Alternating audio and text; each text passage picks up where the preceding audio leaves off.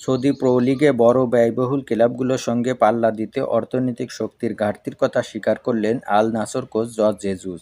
তার মতে বেশি অর্থব্যয়ের দল আল হিলালকে টক্কর দিতে বিকল্প উপায়ে শক্তি বাড়াতে হবে। সাম্প্রতিক ম্যাচে আল ফাতেকে 2-0 গোলে হারিয়ে শিরোপার লড়াইয়ে টিকে আছে আল নাসর।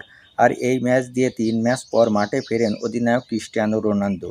2-0 গোলে জেতা ম্যাচে গোলের দেখাও পেয়েছেন পর্তুগিজ সুপারস্টার। ট্রান্সফার বাজারে প্রতিদ্বন্দ্বীদের তুলনায় কম আর্থিক সহায়তা পাওয়ার অভিযোগ তুলে জেসুস বলেন, আমি আগে আল হিলালে ছিলাম। আমি জানি ওদের সামর্থ্য কেমন। ওদের সামর্থ্য আমাদের চেয়ে বেশি। কারণটাও স্বাভাবিক, কারণ ওদের অর্থনৈতিক শক্তি বেশি। তাই আমাদের ভিন্ন দিক দিয়ে শীর্ষস্থানের জন্য লড়তে হবে। 2022 সালের ডিসেম্বরে ম্যানচেস্টার ইউনাইটেড ছাড়ার পর আল নাসেরে যোগ দেন পর্তুগিজ মহাতারকা ক্রিস্টিয়ানো রোনালদো।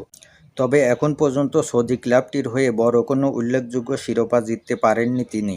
গত 2 মৌসুমে লিগের সর্বোচ্চ গোলদাতা ছিলেন ক্রিস্টিয়ানো রোনালদো। চলতি মৌসুমে এখন পর্যন্ত দ্বিতীয় সর্বোচ্চ গোলদাতা তিনি। রোনালদোর চেয়ে 4 ম্যাচ বেশি খেলে 1 গোলে এগিয়ে শীর্ষে ইভান টনি। অন্যদিকে লিগ টেবিলে রোনালদোর আল নাসরের অবস্থান দ্বিতীয় স্থানে, মাত্র 1 পয়েন্টে এগিয়ে শীর্ষে আল হিলাল। সুতরাং চলতি মৌসুমে শিরোপা লড়াইয়ে বেশ ভালোভাবেই টিকে রয়েছে ক্রিস্টিয়ানো রোনালদোর আল নাসর।